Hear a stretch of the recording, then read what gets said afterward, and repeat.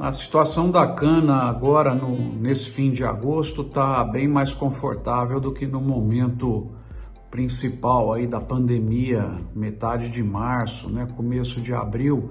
Selecionei alguns números para trazer para vocês aqui. Nós estamos já com praticamente 60% da safra já processada. A produção de açúcar está quase 50% acima, 6,5 milhões de toneladas a mais. Produção de etanol, consequentemente, caiu 6,6%, quer dizer, 1 bilhão de litros a menos. Então, nós viramos muito para o açúcar, está 11,65 pontos acima. O mix, a produtividade, como você falou, está de 5 a 6% maior. As exportações de açúcar absolutamente surpreendentes. De janeiro a julho foram vendidas quase 15 milhões de toneladas, 60% a mais do que o mesmo período de 2019. Recorde em julho, 3,5 milhões de toneladas, o absurdo que nós estamos exportando, né? Que beleza. O volume de etanol vendido em julho, 2,67 bilhão de litros, 10% menor. Enfim, os números estão melhores e o RenovaBio é o que nós temos para o futuro do setor, entre outras coisas, importantíssimo.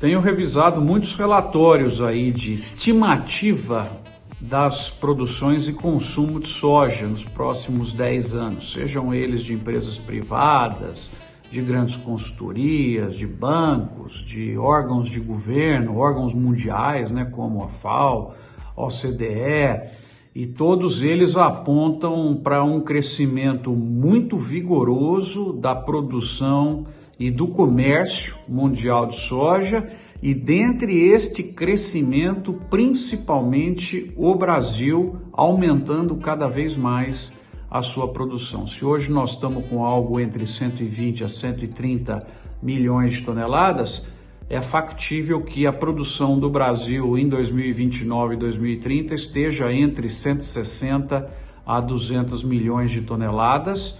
Isso tudo vai necessitar de mais área, principalmente, e um pouco mais de produtividade. A China deve comprar do Brasil daqui a 10 anos algo entre 105 a 110 milhões de toneladas, então a perspectiva para a soja realmente é brilhante, abrindo muitas oportunidades nessa cadeia produtiva para o Brasil.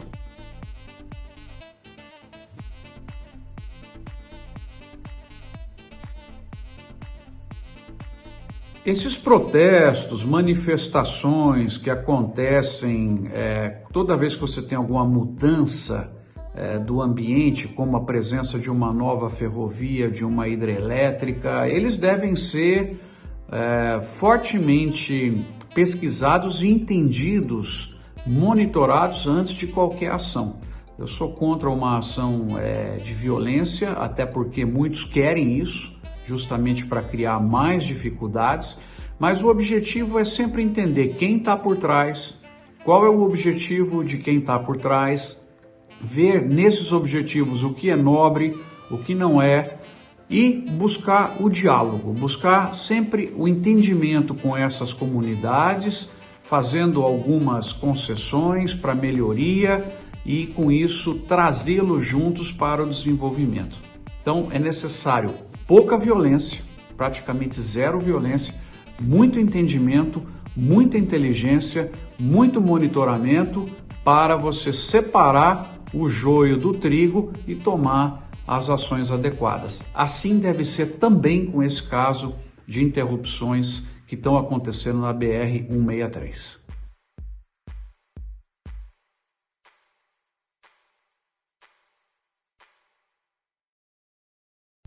A população brasileira está muito mais disposta a entender, a admirar o que é o agronegócio após esses primeiros 7 meses desse ano, onde nós fomos acometidos dessa situação de pandemia, inestimáveis perdas humanas, perdas do sistema econômico, porque da agricultura brotaram sempre boas notícias, seja pela sua excelente produção advinda de uma safra recorde, pelos valores no campo, pelas suas exportações também recordes, trazendo recursos para o Brasil e ajudando nesse período. Nós vimos e a população viu que o setor arriscou, que ele não parou, que ele continuou, que entregou seus produtos, entregou seus resultados. E hoje, com a digitalização, com esse volume enorme de lives, de conteúdos que estão aí à disposição, a população tem condição de chegar mais próxima do campo, acompanhar a beleza das produções, da sustentabilidade, daquilo que vem sendo entregue como resultados. Há sim uma proximidade muito maior hoje da população com o agronegócio, com o campo brasileiro.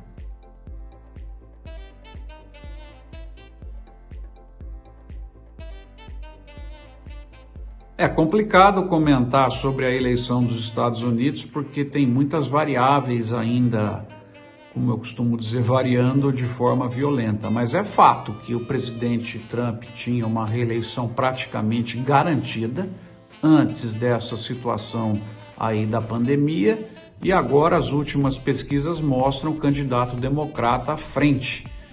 Isso para o Brasil, não sei se é uma ameaça, até porque o alinhamento mais forte do nosso atual governo com o atual governo americano acabou não traduzindo num aumento muito grande de fluxo comercial aí entre os países, né? São dinâmicas que caminham muito bem independentemente de governos, né? Eu acho que é muito mais forte aí o relacionamento institucional do que dos próprios líderes aí dos países. Vamos observar isso com calma. Se for uma vitória democrata, a nossa torcida é que as relações se mantenham em excelente condição, que procurem sempre ser desenvolvidas para que o fluxo de comércio, independente de ideologia, que ele possa aumentar entre os países, investimentos cruzados. Os Estados Unidos, por incrível que pareça, é um grande mercado para os produtos do Brasil, inclusive do agro. É importante essa relação.